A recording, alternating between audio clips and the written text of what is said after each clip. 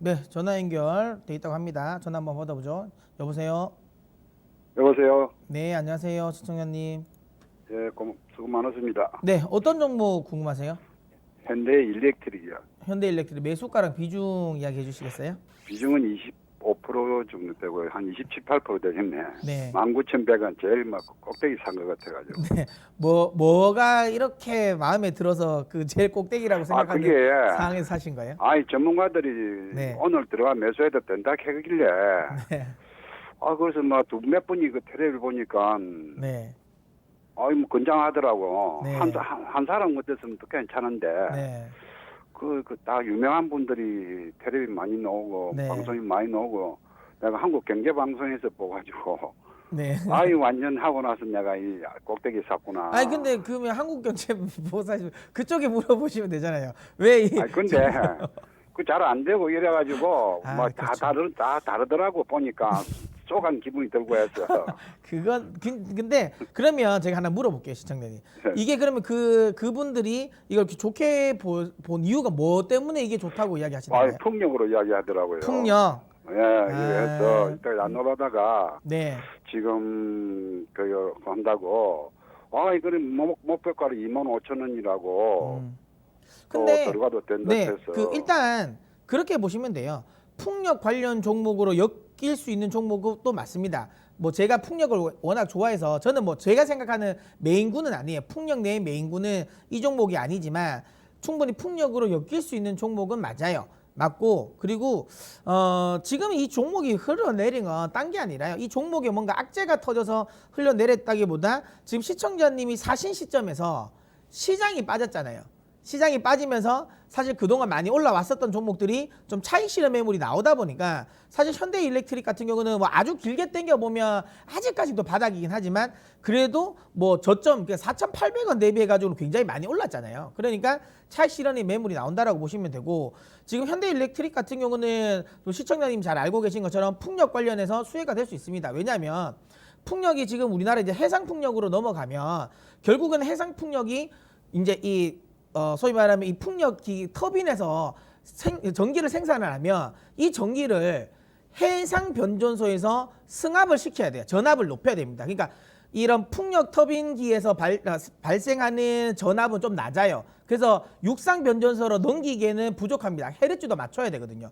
그렇기 때문에 그거를 맞추기 위해서 해상 변전소를 세워야 되는데 그 해상 변전소와 관련된 어떤 기술력이 가지고 있는 회사가 현대일렉트릭이 맞습니다. 우리나라 뭐 현대중공업이랑 변압기랑 그다음에 변조소 관련 부품이라든지 그걸 많이 건설을 하니까요.